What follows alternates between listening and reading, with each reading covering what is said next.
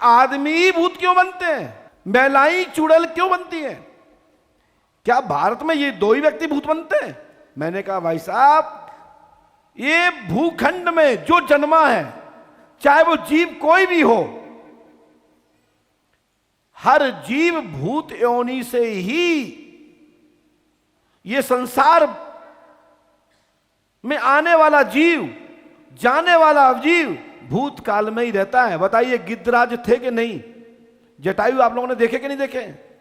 अपने गिद्धों को देखा कि नहीं देखा? आप कहां देखते हैं? कितने लोग देखते हैं रोज? लेकिन क्या गिद्ध को भूल पाए आप लोग? क्यों? क्योंकि भूतकाल में उनका नाम स्थापित है। तो वैसे भी भूत और जीव आत्मा जो है, यदि उसने अच्छे कर्म किए हैं तो अन्य 84 लाख योनि में से भटकते हुए भूत योनि में आता है, और भूत योनि में आने के बाद वो कथा वार्ता सुनने के बाद सिद्ध कोटि में जाता है, और सिद्ध कोटि के बाद फिर मानव कोटि में आता है। मानव कोटि से उसकी पूर्णम मरणम पूर्णम जन्म से छुटकारा प्राप्त होता है, परमात्मा का धाम प्राप्त होता है।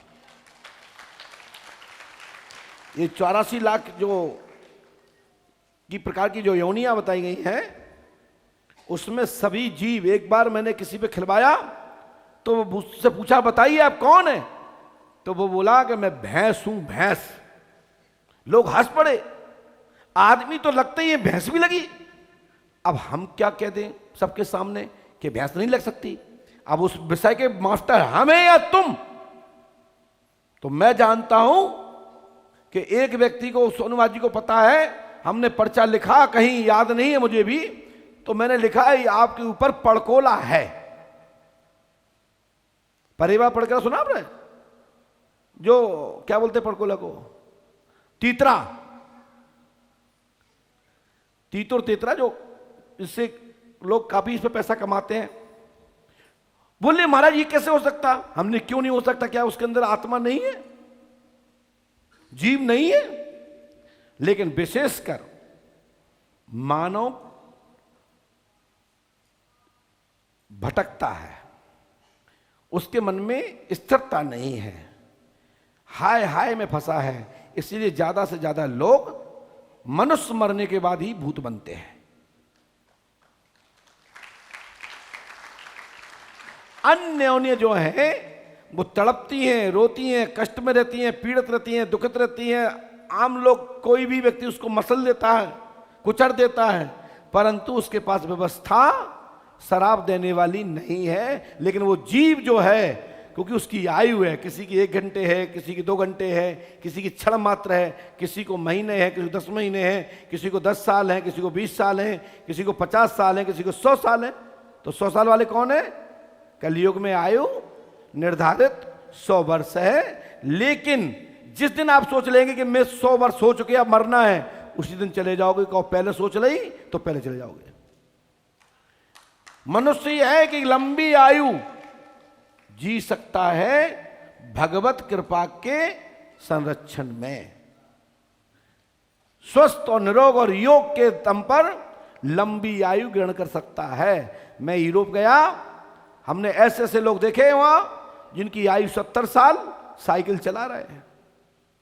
और ये महाराज जी तो ऐसे कि रात्रि में जंगल घुमा दे, 6 किलोमीटर निकाल दिया, 3 किलोमीटर निकाल दिए। और वहां अपने यहां रात में 3 बजे कोई निकल जाए, 2 बजे रात में निकल जाए, 10 बजे निकल जाए जंगल में, तो कपड़ा आएंगे, आदमी तो आएगा ही नहीं। कहो को कपड़ू ना आए। तो वहां देखा हमने कि बड़े बड़े एजिट लाल दरिया ऐसे रखे जैसे टमाटर हो। क्या खाते भगवान जाने, और क्या शरीर। और मैंने पूछा 2-3 लोगों से आपकी उम्र कितने का? बोले 105 साल। एक से पूछा कितनी उम्र? 95 साल। बढ़िया दादाजी पुताई कर रहे, घिसाई कर रहे। अरे हम लोग किस चिंता में रहते पता नहीं। जहां 40 के होते हैं क्या लगते हैं अब थोड़ी सी उम्र हो गई है, 50 तक पहुंचे पता नहीं अब कब चल बसे। ये स्थिति बनी हुई है। लेकिन मैं बता दूं, आप तब भी बड़े भाग्यशाली हो कि आप उस देश में जन्मे हो जहां राम और कृष्ण जन्मे हैं। आप उनके अंश और वंश के लोग हो।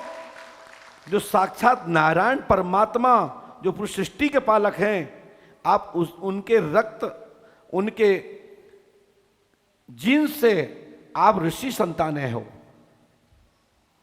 हमारे गोत्र, हमारे पूर्वज, हमारी शाखा ऋषियों के नाम पर है, उसी से पहचान होती है। हमारा डीएनए ही सनातनी है, और जो सनातनी नहीं है उसका डीएनए भी फिर भारतीय नहीं है, फिर कोई ना कोई राक्षस है और वर्ण संकर है। ये ध्यान रखें।